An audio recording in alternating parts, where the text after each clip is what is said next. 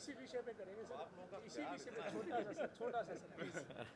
Sir आज अनुसूचित जाति समाज के लोगों ने आपका आभार व्यक्त किया, धन्यवाद किए। पिछले 9 साल में जो तमाम आपने योजनाएं शुरू की है अनुसूचित जाति समाज के लिए, खासतौर पर जो प्रमोशन में, जो रिजर्वेशन में प्रमोशन का आपने प्रावधान किया, उसको लेकर अधिकारियों कर्मचारियों में काफ़ी खुशी थी। ये रिजर्वेशन में प्रमोशन नहीं है, प्रमोशन में रिजर्वेशन। ऐसा है कि अलग अलग वर्गों को कुछ सुविधाएं संविधान प्रदत्त हैं।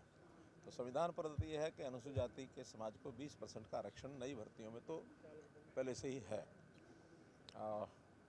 लेकिन मांग थी कि हमारी जो प्रमोशन होती है उसमें रिजर्वेशन का ध्यान नहीं रखा जाता, और इसकी मांग बहुत पुरानी है।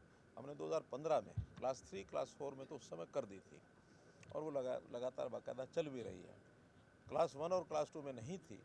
बहुत सा उसका अध्ययन किया, हमारे अधिकारियों ने भी किया, हमारे उन समाज के नेताओं ने, एससी नेताओं ने भी किया, एससी कर्मचारियों से बातचीत हुई, मैंने स्वयं भी अध्ययन किया।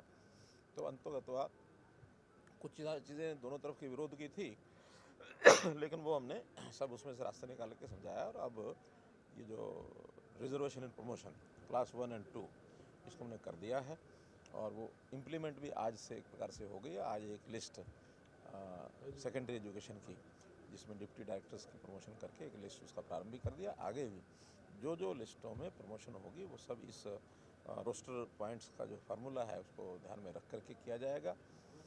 अंतर तो थोड़ा पड़ता है, लेकिन बहुत अधिक नहीं पड़ता है। कुछ एक कर्मचारियों को ऐसा लगता है कि भी ये आदमी रिजर्वेशन कारण से प्रमोट पहले हो गया, हम बाद में होंगे, तो साल 2 साल में लगभग बराबर भी हो जाते हैं। तो उस नाते से एक सुविधा ये दी गई है।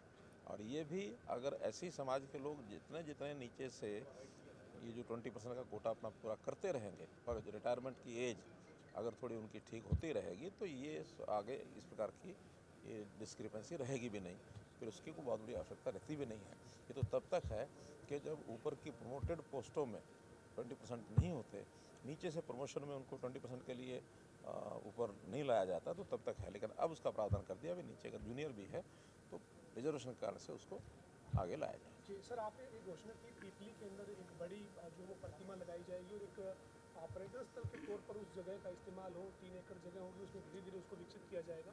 तो ये किस तरीके से HSVP का एक वो प्लॉट है जिस पर उन्होंने कहा कि इस प्रकार का हम टूरिज्म को जोड़ करके कोई ऐसा प्रोजेक्ट बना सकते हैं। तो बहुत मांग थी कि गुरु रविदास जी की एक बड़ी प्रतिमा लगा करके और वहाँ कोई भी एक टूरिज्म का एक स्थान भी बने, लोगों के आने जाने के लिए, क्योंकि हाईवे के ऊपर है। जो भी चीज़ें डिपार्टमेंट करेगा उस हिसाब से उसमें एक स्टैचू तो रहेगा ही बड़ा एक कोई रहने के लिए धर्मशाला या कोई उस प्रकार का कोई गेस्ट हाउस टाइप ऐसा रहेगा, ताकि लोगों को सुविधा रहे। पढ़ाई के नाते से एक छात्रावास की भी मांग है, तो छात्रावास भी मैंने कहा कि उस जगह पर एक छात्रावास भी बनाया जा सकता है। हिसार में भी एक वाल्मीकि समाज को 3000 एकड़ का एक प्लॉट, बहुत पुरानी मांग थी उनकी, वो भी 3000 स्क्वायर मीटर। सीएम साहब, कई योजनाएं शुरू की है आपने, चाहे वो एससी आयोग के गठन की बात हो या सफाई कर्मचारियों के वेतन को 14-15 हज़ार तक लेकर आने की बात हो, लेकिन इसके बाद विपक्षी ये कहते हैं, खासतौर पर भूपेंद्र सिंह हुड्डा कहते हैं कि दलित समाज की अनदेखी हुई है, बीपीएल को हम प्लॉट देते थे, प्लॉट देना बंद कर दिया, कई तरह के आरोप लगाते हैं सर। और दलित समाज को ये कहते हैं कि वो कांग्रेस के साथ खड़ा है, इस तरीके का प्रयास किया जाता है। विपक्ष का नाम विपक्ष क्यों होता है? विपक्ष का नाम इसीलिए होता है कि कोई भी अच्छी बात हो तो भी गले नहीं उतरती। उनको तो विपक्ष ने तो अच्छी बातों की भी आलोचना करनी होती है, वो करते हैं। ये समाज को देखना है कि हमने उनके लिए क्या किया, क्या नहीं किया। It's up to them. हमने मकानों के नाते, जहाँ तक प्रधानमंत्री आवास योजना में, उसके अंदर मकान दिए हैं। हमने अभी जो नई मुख्यमंत्री आवास योजना के अंतर्गत 1 लाख से ऊपर प्लॉट बनाने की योजना, वो बना करके उसका एक हमने सूची भी ले ली है कि किन लोगों को देना है। 1 लाख से ऊपर फ्लैट्स की भी बात मैंने की है। कुछ जिले ऐसे जहाँ केवल फ्लैट ही होंगे, प्लॉट नहीं होंगे। गुरुग्राम है, फरीदाबाद है, पंचकुला है, सोनीपत है। इन जिलों में ज़मीन कम होने के कारण से फ्लैट मल्टी स्टोरी बना करके वो दिए जाएंगे। उसमें सहायता केंद्र सरकार भी करेगी, प्रदेश सरकार की भी योजना सहायता करने की है। कुछ जो कस्टमर है उससे भी लिया जाएगा थोड़ा पोर्शन उसका, और बाकी उनको बैंक से लोन की व्यवस्था भी हम करा के दे रहे हैं, ताकि 10 साल 15 साल जितने साल का वो लोन किस्त लेना चाहेगा तो नॉर्मल किस्तें उसकी बन सके, ताकि वो अपना मकान जल्दी बनवा सके। बेघरों के सिर पर छत होना यह ज़रूरी है, ये प्रधानमंत्री जी का संकल्प है, हम भी लेके चल रहे हैं।